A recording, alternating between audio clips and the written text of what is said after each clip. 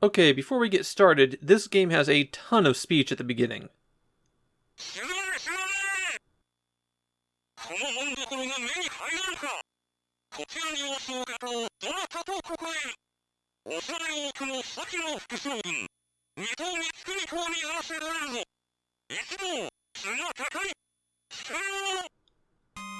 Yeah, that was a really long sample.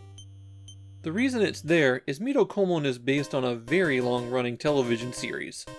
It had been on the air for 20 years when this game was released, and it would be on the air for another 20.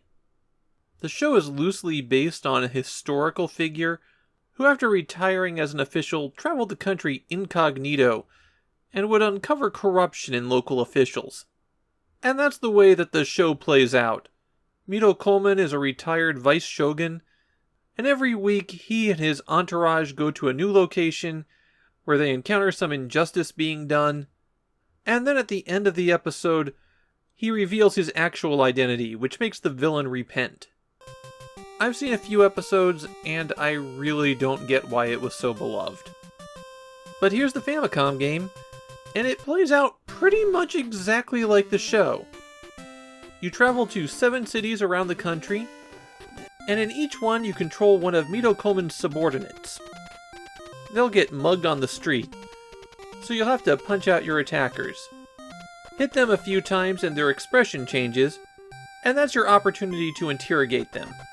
The B button attacks, and the A button talks to whoever you're around.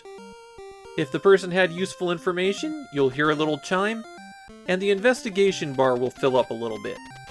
Most of the thugs only ever have one piece of information you can get from them, so when you see more of that sprite show up, you can just punch them out and possibly get a power-up.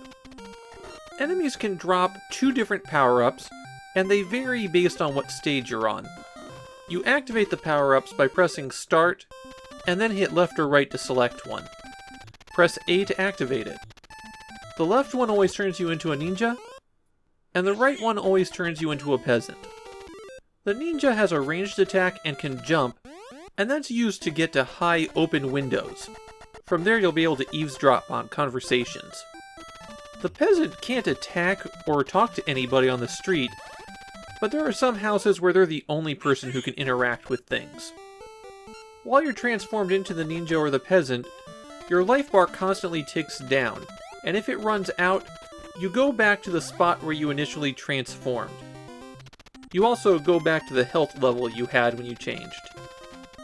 There are shops in the game, of course.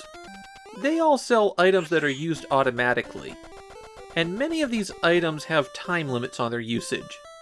About 40 seconds, and then they go away. There are some rice balls that refill your health when it runs out, a diary that gives you a continue, a hat that reduces damage you take by half. That's pretty handy since enemies do a ton of damage. The sandals are also vital. They double your movement speed, and the maps are so large you're going to need them. The lantern gives you an extra minute on the time limit.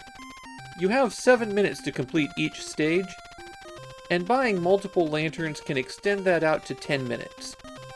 One of the more irritating things in the game is after you kill about 7 enemies, a special enemy spawns in that will chase you down. It'll either be a ghost or the big woman from Iki. If you're caught by them, you're held in place and your life ticks away. But if you have a talisman or a hairpin, then they'll take that instead.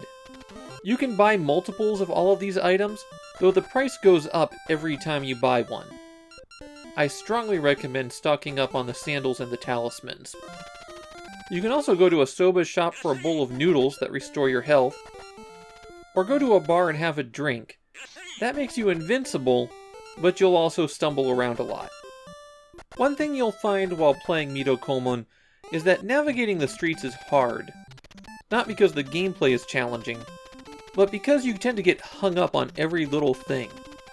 Your movement's blocked by small piles of rocks, or by 1 pixel of a lantern you're walking above. The game represents its 3/4 view very poorly. While you're walking the street, fighting off the continuous hordes of thugs, if you hit an innocent person, then it just costs you some money.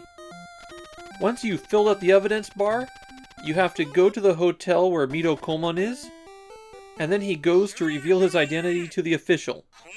Really, it's not a very satisfying way to resolve this stuff.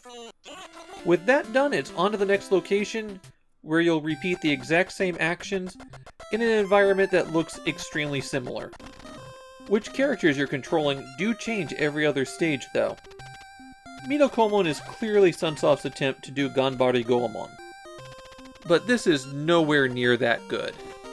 Maybe the most impressive thing in Mito Koumon is the sheer quantity of audio samples and text in the game. But the gameplay itself isn't very good. It's difficult because you have to wander around on a tight time limit, and it only takes a couple of hits to defeat you and let the evil official get away with his crimes. It's not something worth playing, though there is a sequel on the Famicom that's coming, exactly 1 year after this one.